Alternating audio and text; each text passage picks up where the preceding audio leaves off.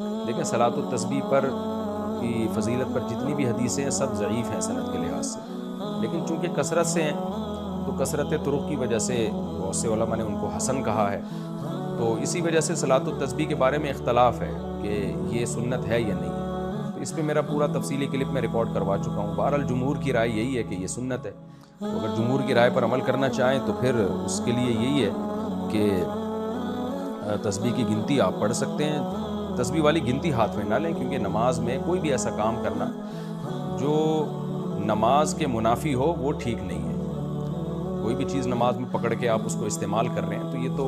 خارج صلاۃ میں یہ کام ہے نا، یہ نماز کے اندر کا کام ہے، تو اس لیے انگلیوں سے ایسے گنیں، جیسے ہوتا ہے نا جب بھی گننا ہونا تو انگلیوں پہ دباؤ دیتے رہیں، اسی سے پتہ چلتا رہے گا کہ کتنی ہو گئی۔ جو لوگ صلاۃ و تسبیح پڑھتے ہیں وہ اسی طرح سے پڑھتے ہیں کہ وہ انگلیوں پہ تصور میں نہ گن رہے ہوتے ہیں۔